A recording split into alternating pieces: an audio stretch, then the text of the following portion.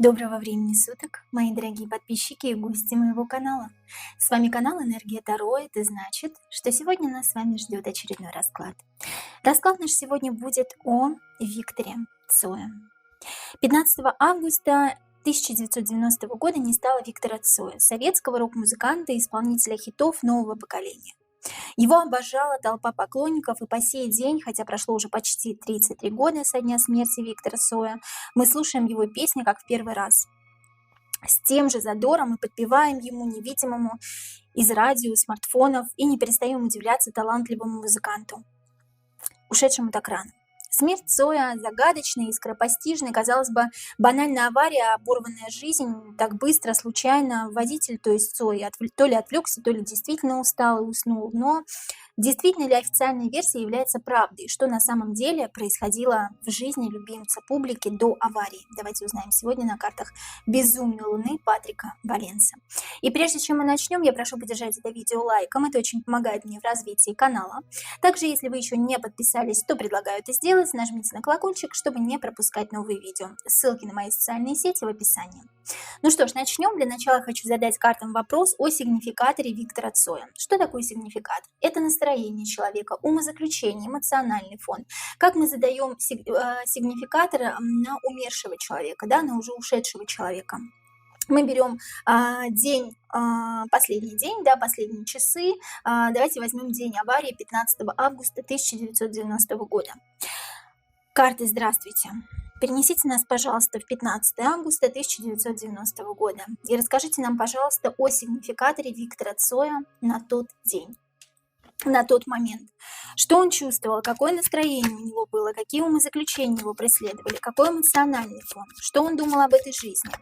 Назовите мне, пожалуйста, сигнификатор Виктора Цоя на 15 августа 1990 года, до аварии. Назовите мне, пожалуйста, сигнификатор Виктора Цоя, музыканта, артиста, до аварии 15 августа 1990 года. Сигнификатор Виктора Цоя до аварии 15 августа 1990 года. Семерка мечей, да? Рассказываю, что обозначает эта карта, да, вообще какое настроение было у человека, что такое семерка мечей вообще, да? Мы видим на карте человека, который изо всех сил пытается покорить толпу, пытается покорить публику, да? Он делает то, что ему либо не совсем нравится, либо то, что он не совсем может делать, да? Либо то, что не совсем в его силах. Но он пытается проглотить шпагу, пытается проглотить меч. Люди на все это смотрят, скорее всего, аплодируют, говорят «браво, бис», да, но тем не менее, несмотря на это, он сейчас проткнет себя насквозь, да, потому как, невозможно проглотить меч, глотатель шпаг, он на самом деле стоит, да, когда глотает шпагу, но не лежит вот в таком вот неправильном положении, да. Что обозначает эта карта? По сигнификатору, по настроению, по тому, что человек думал об этой жизни. Человек занимался не тем, не то, что не тем, чем хотел, он занимался тем, чем хотел, но он слишком много отдавал себя публике, он слишком сильно хотел, чтобы люди что-то поняли. Понимаете, вот по семерке мечей он слишком сильно хотел, чтобы люди, окружающие его, поклонники, окружающие его действительность, чтобы люди поняли что-то, что знал только он, ну и знала, возможно, какая-то часть людей, да, вселенная какая-то. Он из кожи вон лез и пытался сделать то, что не в его силах.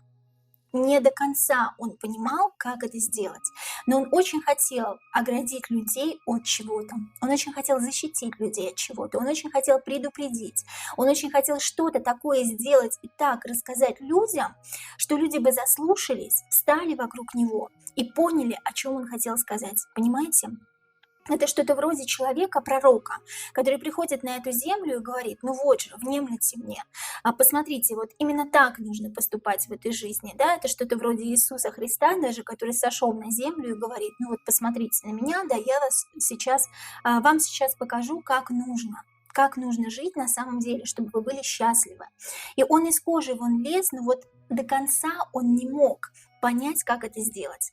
И вот здесь человек, который делает то, что ему нравится, но делает немножко не так, либо не в угоду себе. То есть люди-то хлопают, людям-то вроде бы нравится, да, но люди не до конца понимают, что он хотел сказать.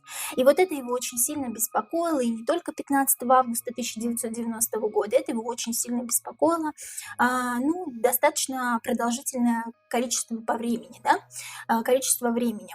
И здесь от карты чувствуется прям такая эмоциональная усталость, выгорание такое, да, я сделал все, что я смог, я делаю все, что я могу, но все остальное сделать я не в силах, потому что я не могу проглотить вот этот меч, он просто вонзится мне в горло, там вонзится мне, я не знаю, там в позвоночник, да, и все, я умру.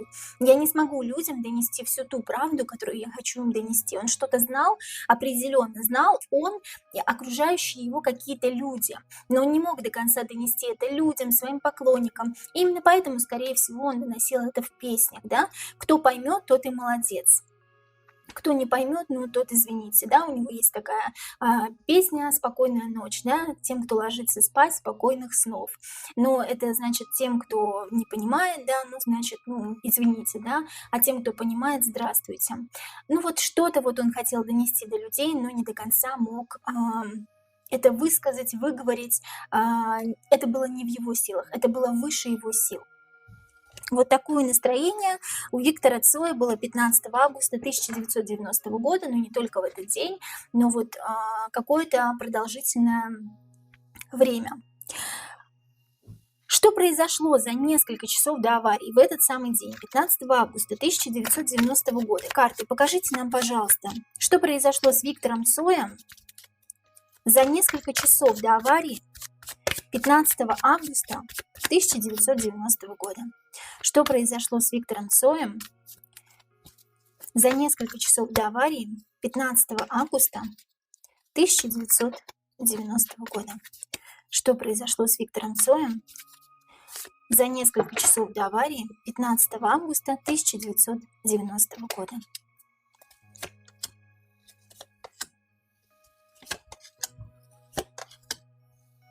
Рассказываю, друзья мои, умеренность, рыцарь пентаклей, дьявол, первые три карты, да.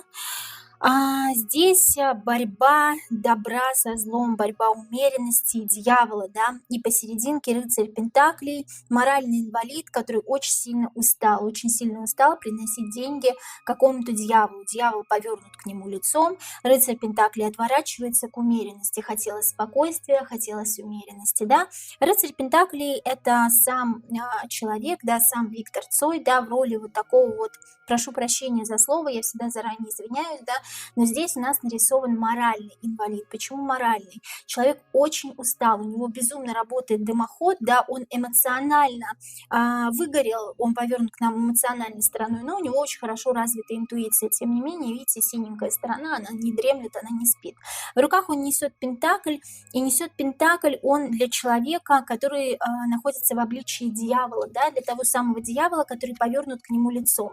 Этот дьявол чинит хаос в каком-то определенном своем мирке, да, то есть вот рядышком с Виктором он как раз чинил какой-то хаос, да, и Виктор об этом знал, к сожалению, да, или к счастью, я не знаю, да, и хотел как-то с этим бороться, хотел уйти в умеренность, такое ощущение, что он от этого дьявола хотел уйти в умеренность, но такое ощущение, что он не мог. Вот не мог. Он хотел уйти в семью, да, хотел заниматься чем-то вот как-то по-семейному, да, то есть по десятке кубков он хотел уйти, вот такой вот раненый, да, вот как опять моральный инвалид здесь изображен, да, это две параллельные карты идут.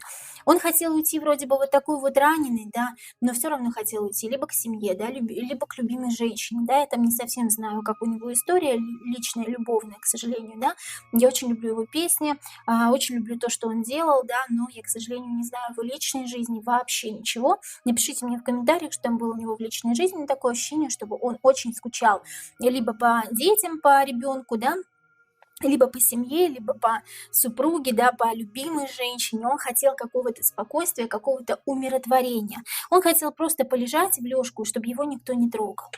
То есть вот никто его не трогал. Здесь четверка мечей. Человек, который одет в шутовской наряд. Что такое шутовской наряд? Это человек, который пляшет на публику, да, и сам собой не является на самом деле, сам собой не владеет. Такое ощущение, да, такое ощущение, что он под кем-то, он вынужден под кого-то подстраиваться, под того самого дьявола. Две карты лежат параллельно. Дьявол — это тот человек, который им как-то в какой-то мере управлял. А именно рыцарь Пентаклей, то есть Виктор Цой, он хотел какой-то умеренности, да. Что происходило в этот день, 15 августа 1990 года? Происходил какой-то спор по рыцарю жезлов. Спор, что я хочу уйти, но ты мне не даешь вырваться и самому как-то стать каким-то единым целым, да, стать какой-то личностью. Ты мне не даешь вырваться из своих путов, из своих тисков.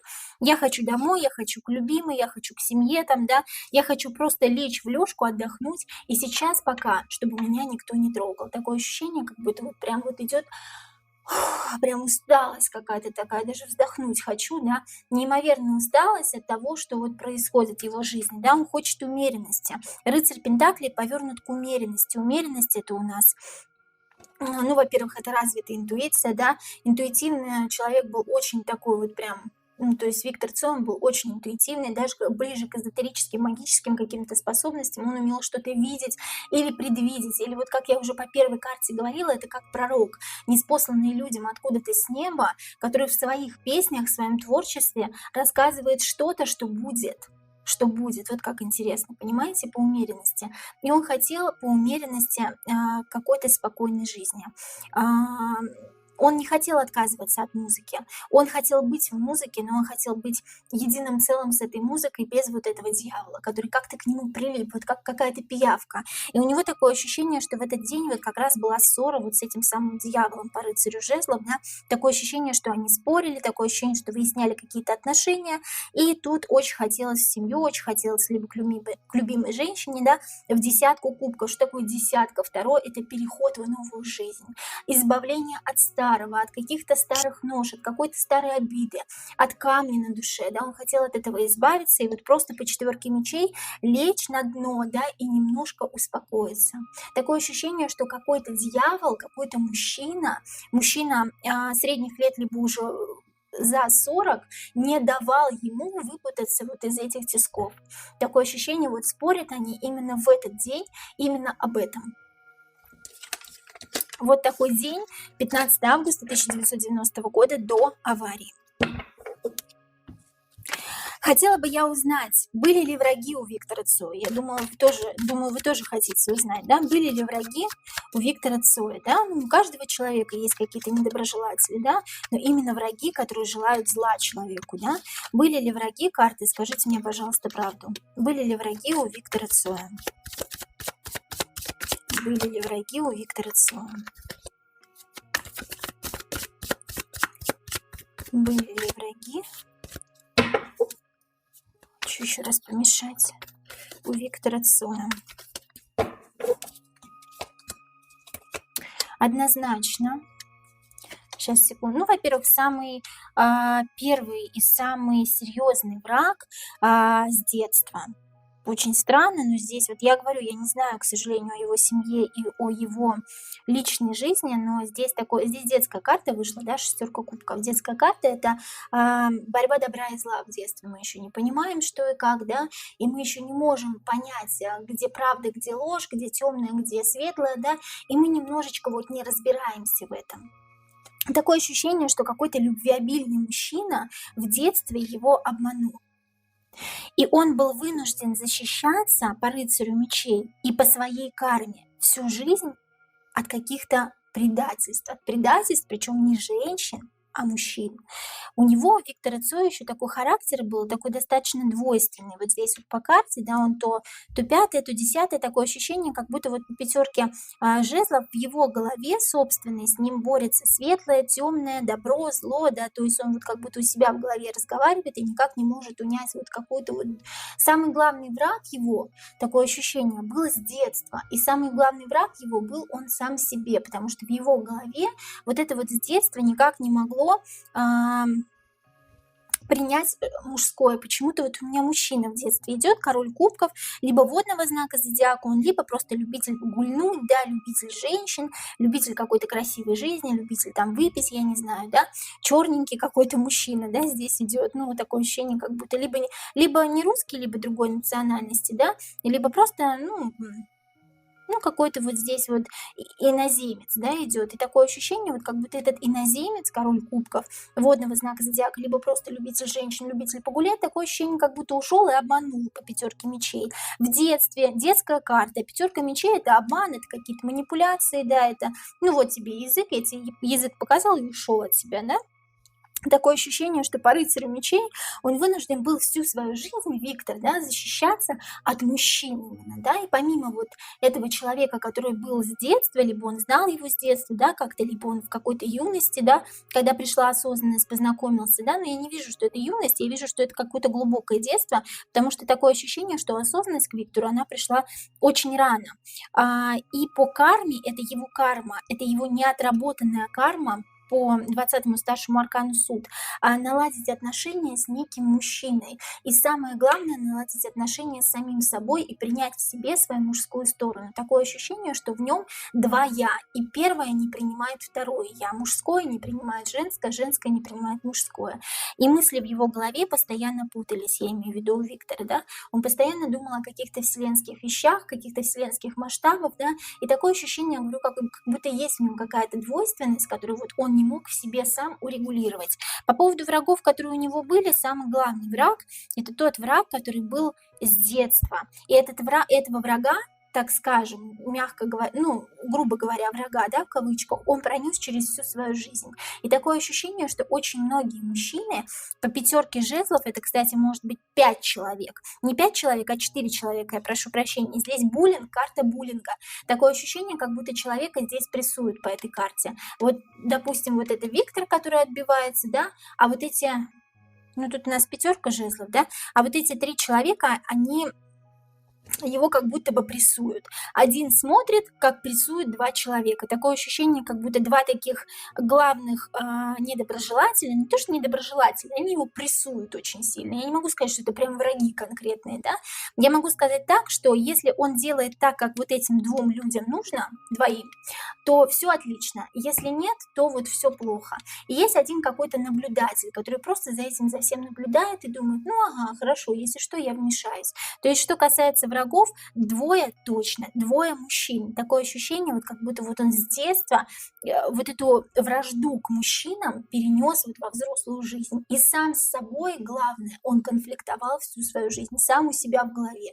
Есть какая-то у человека двойственность, не может примириться со своим женским и со своим мужским в особенности началом. Такое ощущение, как будто его женское начало, мягкость, кроткость, доброта, спокойствие, вот оно в нем отлично уживалось. А вот эта мужская энергия, он не знал, что с ней делать. Такое ощущение, как будто его бросало то в жар, то холод. Он мог даже быть таким достаточно любвеобильным мужчиной, да, то есть это то, что вот как раз говорит о двойственности, о непринятии самого себя, о непринятии мужчины в себе. И это его карма, и он ее за эту жизнь не проработал. В следующей жизни он будет прорабатывать ее снова.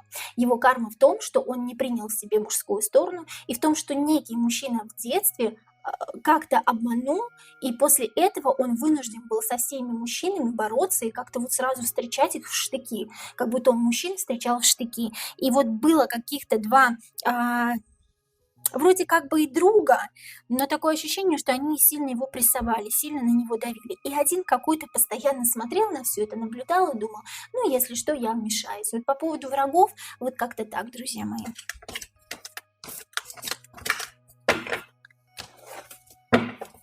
Были ли у Виктора Цоя планы на будущее? Вот давайте посмотрим снова 15 августа 1990 года. Были ли именно вот там, я не знаю, за неделю до этого дня или в этот день, да, были ли какие-то планы на будущее. Почему я задаю этот вопрос, и я хочу понять, действительно ли человек мог покончить жизнь самоубийством, да, то есть врезаться сам, вот в автобус он врезался, в Икарус, да, если знаете историю гибели Виктора Цоя, я думаю, что знаете, если вы смотрите, да, если вам интересен этот артист, то он врезался в автобус, да, то ли уснул, то ли непонятно, что случилось, да, то ли сам врезался, да, как люди говорят.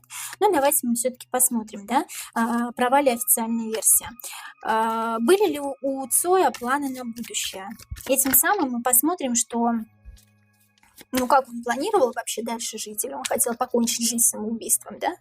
Были ли у Виктора Цоя планы на будущее?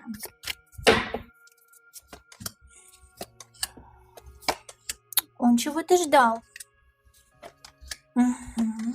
Да, были. Я хочу вам сказать, друзья мои, да, были.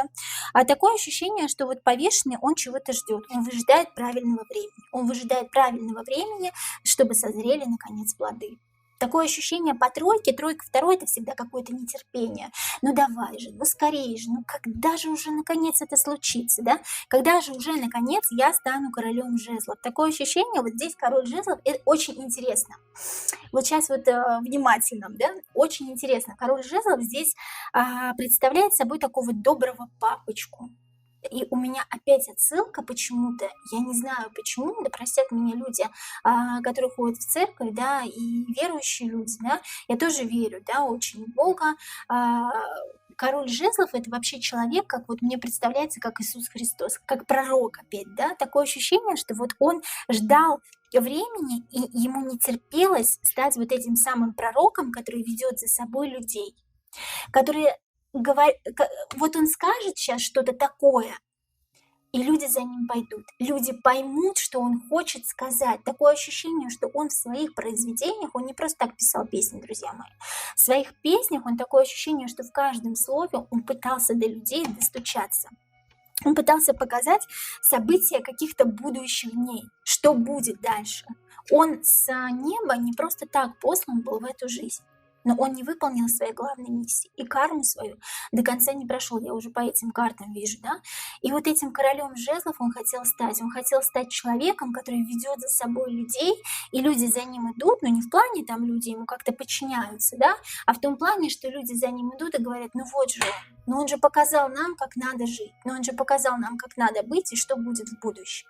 Такое ощущение, как будто он выжидал удобного момента, по повешенному этот момент как-то долго не наступал. Должен был быть этот момент. И такое ощущение по тройке, он очень сильно торопился. Он торопился и выжидал, когда же плоды наконец созреют, когда он сможет людям поведать что-то такое через свое какое-то произведение, которое, к сожалению, он не успел написать. Почему не успел написать? Здесь у нас туз жезлов. Туз жезлов — это незаконченное начинание, к сожалению. Туз жезлов в безумной луне — это женщина, которая родила ребенка, и он уже вышел из материнской утробы, но, к сожалению, еще не вылупился из зеленого, из горохового стручка. И мать все ждет, держит над ним факел и охраняет его, да, и думает, ну когда же мой мальчик наконец-то, или девочка моя наконец-то увидит этот свет, да, наконец-то мой плод от крови и плоти моей, да, он наконец-то выйдет из горохового стручка. Но, к сожалению, этого не происходит. И происходит паж пентаклей, да, паж пентаклей — это я себя собираю заново из разных частиц, из разных кусочков и вынужден надеть на себя маску. Маску, ну, то есть я не тот, кем я кажусь на самом деле, да. Я не просто человек, я человек с какой-то огромной миссией, да. Были ли у Цоя планы на будущее? Ну, конечно, были. У него была миссия рассказать людям, что происходит в этой жизни через свои произведения. Но миссия не случилась. Удобного случая не то, что удобного случая не представилось, там ему просто не дали, я хочу сказать, друзья мои, да. По девятке жезлов у него была надежда, у него был огонек, был лучик света, что он свой туз жезлов, свои начинания воплотит в жизнь. Но произошел паж пентаклей, и ему пришлось собирать себя по кусочкам. Случилась какая-то ситуация по пажу пентаклей, что ему просто не дали. Ему не дали написать какое-то произведение, какую-то песню, хотя он этого очень ждал, и плоды своего труда он очень сильно берег, стерег. Он никому их не давал. Такое ощущение, как будто прятал ото всех. Тут у женщины на карте даже сзади есть глаза. И она защитит своих детей, если кто-то вдруг сзади подойдет, она на него нападет. И если плоды его труда бы вдруг подверглись какой-то критике или еще чему-то, то он бы напал на этого человека и слопал бы его целиком и полностью. И сказал бы, что это мое, не отдам, я все равно это выпущу. Но такое ощущение, как будто вот здесь вот прям не дали. Не дали из девятки, девятка — это не переход в новую жизнь, не дали из девятки перейти ему в новую жизнь, перейти ему в десятку. огонек надежды был, но он просто погас.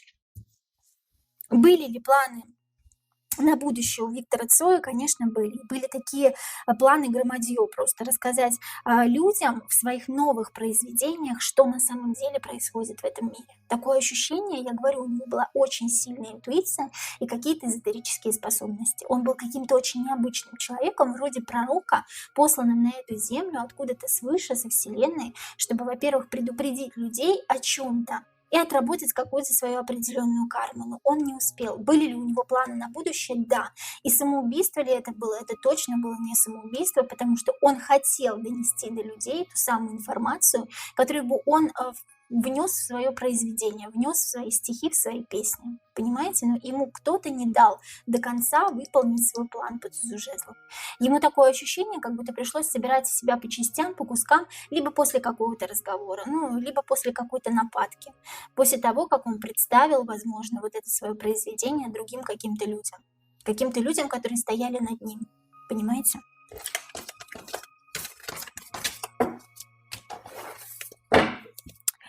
Что же на самом деле произошло на трассе? Кто виноват в аварии? Что же на самом деле произошло на трассе? Кто виноват в аварии с Виктором Цоем? Кто виноват в аварии с Виктором Цоем? Карты, скажите мне, пожалуйста, правду. Что же на самом деле произошло на трассе? Врезался Виктор Цой или что случилось? Расскажите нам, пожалуйста, что на самом деле произошло 15 августа 1990 года с Виктором Цоем в этой ужасной аварии. Что же на самом деле произошло 15 августа 1990 года в этой ужасной аварии? Кто виноват в аварии? Что случилось на самом деле? Все хотят это знать. 2 карты вышло.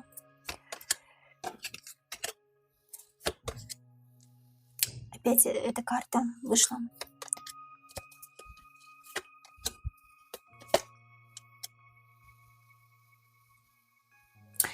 Человек, вот здесь вот показано, что все-таки, может быть, даже не с детства, а как-то с юности такое ощущение, как будто, да, он... Я объясню все, я поняла, друзья мои. Такое ощущение, что вот тот человек, который был с ним рядом в момент его туз пентаклей, в момент его возрождения, восхождения на большую сцену, такое ощущение, что этот человек его очень сильно обманул. И этот человек был очень, как ни странно, сильно похож на того человека, который предал его в детстве. Вот видите, как интересно. Тот человек, который предал его в детстве, я не знаю ничего про его родителей, к сожалению, но такое ощущение, вот у меня идет человек, который ушел от императрицы. Императрица — это мать, это жена, да, это человек, который безумно дорог Виктору Цою. Тут такое ощущение, что императрица, которая вот и коня на скаку остановит, и в горящую избу войдет, да, либо дева по знаку зодиака, либо она по знаку зодиака лев, что-то огненное, такое яркое, да, такая сильная достаточно женщина, которая очень много сделала для него в своей жизни. И такое ощущение, что вот здесь король кубков, который от нее постоянно гуляет. Я не знаю, напишите мне, пожалуйста, в комментариях, как сложилась судьба его родителей, живы ли вообще сейчас его родители, да, но ощущение такое, что Виктор познакомился с неким человеком в своей жизни второй раз, да, и второй раз он не понял, что такое черное, что такое белое. Он познакомился с подобным человеком, с которым его в детстве столкнула судьба, возможно, это был отец, да, и вот с таким же человеком, похожим, возможно, это отец, возможно, на своего отца, он познакомился уже тогда, когда у него были денежки. Этот человек был бок о бок с Виктором. Это мужчина. По королю кубков это тоже может быть водный знак зодиака, человек с деньгами, человек, любящий покутить, погулять, да, человек, любящий денежки, там, женщин и так далее. И вот с этим же человеком его столкнула, с похожим человеком, как ни странно, его столкнула судьба. Для того, чтобы он понял, наконец, что такое черное, что такое белое, для того, чтобы он проработал какие-то свои ошибки и на своем же собственном опыте, на старом опыте, на бывшем опыте, он не покупался, вот как вам объяснить правильно, на этого человека, да, то есть ему встретился в жизни такой же человек, какой встретился в детстве. И этот человек, который встретился ему уже во взрослой жизни, его тоже предал. Тоже предал, как в детстве. Опять выходит детская карта, параллель. Тут два человека встречаются Виктору Цою. Один в детстве, который предал его и как-то вот то ли ушел, то ли как-то очень сильно обманул его, да. И после этого у Виктора случилась какая-то апатия, какое-то непринятие этого мира. Мир разделился на черное и белое. И когда Виктор уже стал знаменитым, когда он был уже с денежкой, когда его уже увидел мир, ему тоже встретился такой же человек, который тоже его предал. Вот этот человек, друзья мои, замешан в этой аварии. Каким образом? Я сейчас посмотрю. Он не сам врезался, он не уснул за рулем. Тут нет даже намека на этого. Он не хотел покончить жизнь самоубийством. Нет. Тут замешан человек, который похож на того человека из детства, который в детстве ушел от императрицы. Императрица – это, скорее всего, мама. Но пишите мне в комментариях, действительно ли родители, может быть, вместе вообще, да, я не знаю. Но здесь похоже очень сильно на отца, и он встретил точно такого же человека, доверился ему, похожего на отца, и этот человек его снова предал. Представляете, какая несправедливость? Снова предал его, когда он уже был с деньгами, когда он уже был в славе, купался, да. И именно он замешан в этой аварии. Что случилось? Каким образом он замешан в аварии, этот человек? Что случилось? Каким образом этот человек замешан в аварии Виктора Цоя? Что случилось? Каким образом замешан этот человек в аварии Виктора Цоя? Что случилось? Каким образом замешан этот человек в аварии Виктора Цоя? Случилось? Каким образом замешан этот человек в аварии Виктора Цоя? Мешаю еще раз. Вроде хорошо помешала. Снова эти карты выходят, да? Давайте прям еще раз помешаю, чтобы вы не думали, что у меня одни и те же карты тут выходят, но просто мешаю вроде прилично так. Что случилось? Карты, скажите мне, пожалуйста, как человек замешан в аварии с Виктором Цоем?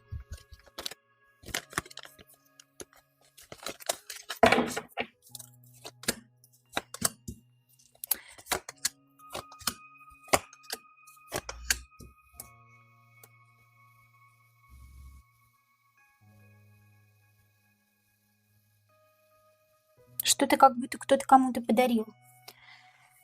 Кто-то кому-то что-то подарил. Сейчас я, друзья мои, минуточку внимания. Сейчас я секундочку сформулирую историю. Мне просто показывают здесь карты. Сейчас, секунду. Он был императором, этот человек, который, соответственно, очень хитрым манипулятором, да, который, соответственно, Виктора держал как вот этого бычка, да, красненького, вот как на карте мы видим, да, хотел переделать его под себя. Переделать под себя для того, чтобы он приносил ему какую-то пользу, какую-то выгоду. По тройке пентаклей такое ощущение, что то ли времени было мало, да, он хотел побыстрее его переделать как-то под себя. И по семерке мечей из-за этого человека Виктор не мог людям открыть ту тайну, которую он хотел открыть во всех своих произведениях. То есть какие-то скрытые смыслы в его произведениях мы слышали, они были. Но все то, что он хотел рассказать людям, он не смог рассказать из-за этого императора. Этот император держал его вот так вот под каблучком, так скажем, да, хотел переделать его в угоду себе, под себя. И такое ощущение, что здесь был какой-то вечер. Это я предысторию рассказываю, друзья мои. Сейчас я на вопрос отвечу. Был какой-то вечер по тройке кубков, где все гуляли, отдыхали, и в том числе и Виктор, и вот этот человек, да, ну и кто-то еще, да, возможно. И такое ощущение, что как будто бы пажу жезлов, паж пентаклей преподнес некий подарок. Подарок, состоящий из металла. Интересно, здесь я не знаю, сейчас секундочку, да. Ну, здесь гуляли на какой-то вечеринке, и вот этот человек, вот этот император, преподносит человеку пажу жезлов, человеку, который ступает на лед тихим сапом, тихо-тихо, да. Такое ощущение, что здесь паж жезлов – это вот Виктор. Объясню, почему Виктор, потому что паж жезлов, он такой здесь зелененький, да. Зелененький, почему? Потому что не до конца разбирается в людях. наступает по тонкому льду вот этими вот палками, да, и этот тонкий лед, он может треснуть. Он может треснуть, если человек до конца не понимает, кто есть кто, а он этому человеку очень как-то доверял. В начале, по крайней мере. И вот этот же человек, вот этот же император, да, здесь карты параллельно идут, он вручает ему некий подарок, состоящий из каких-то металлических конструкций. Тут такое ощущение, что болтики, какие-то гайки есть в этом подарке, да. И вот он подарил его на каком-то вот то ли какое-то мероприятие, то ли что-то праздновали, какой-то праздник. Он подарил эту металлическую конструкцию пажу жезлов, то есть человеку, который плохо разбирается в людях, не понимает, кто есть кто, не понимает, кто может нож в спину воткнуть. Этот паж жезлов оказался Виктор Цой. Вот этот паж Пентаклей — это как раз тот самый император, который работал вместе с пажом жезлов, то есть работал вместе с Виктором, да. И вот этот паж Пентаклей, то есть вот этот император, преподносит вот этот подарок, и из-за этого подарка случается вот эта вот непоправимая авария. Из-за этого этот человек знал, что авария случится. Почему он хотел это сделать? Потому что такое ощущение, что Виктор не хотел переделываться под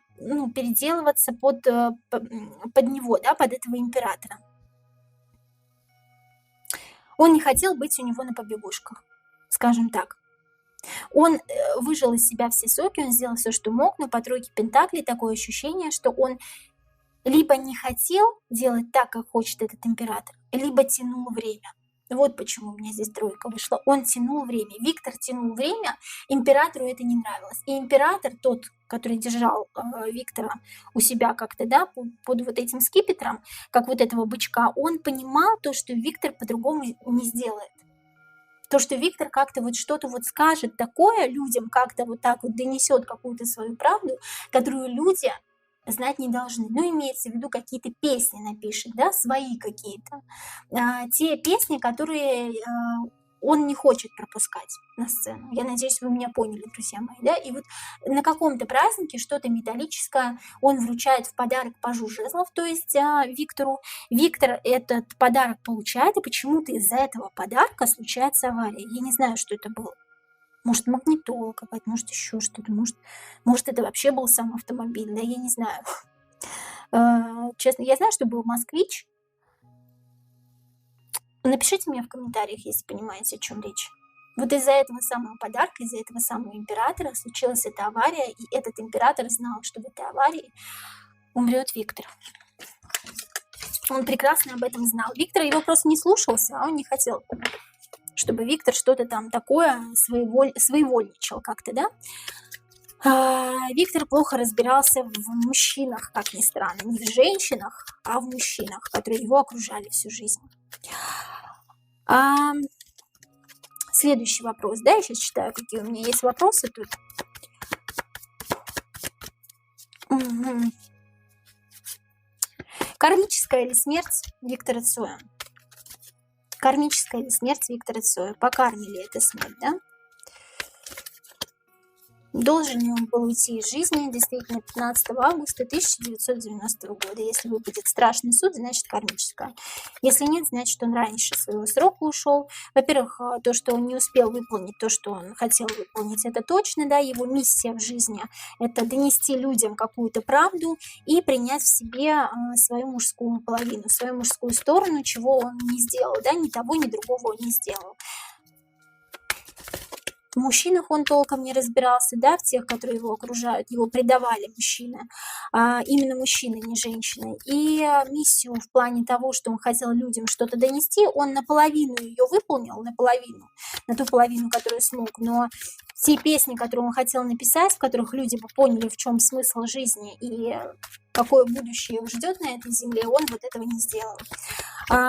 Кармическая ли смерть Виктора Цоя? Если выпадет страшный суд,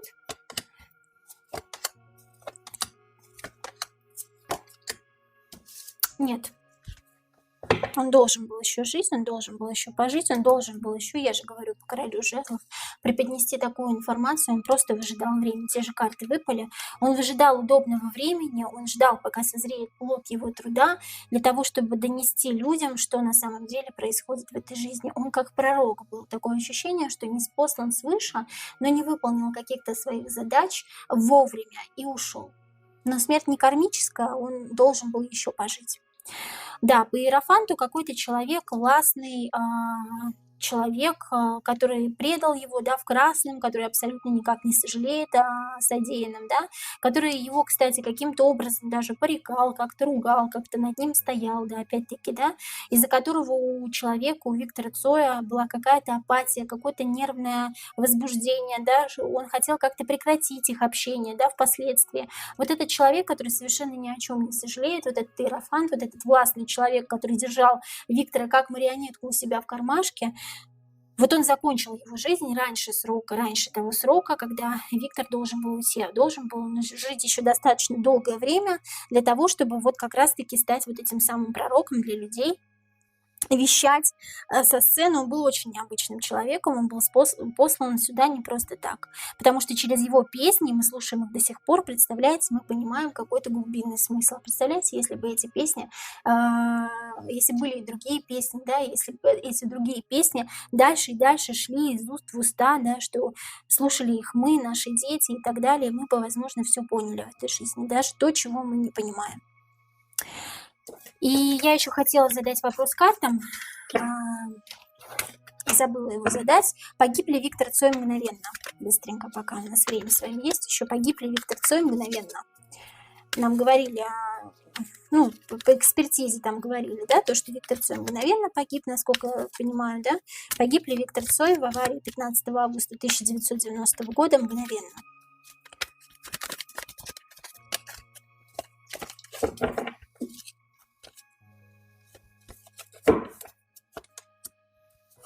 Да. Да. Сразу же. Все правильно.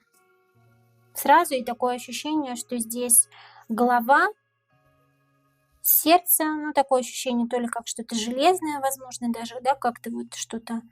Но голова прям однозначно, вот как голова и невозможность начать все заново, да, невозможность по дьяволу, по девятке мечей, невозможность как-то реабилитироваться.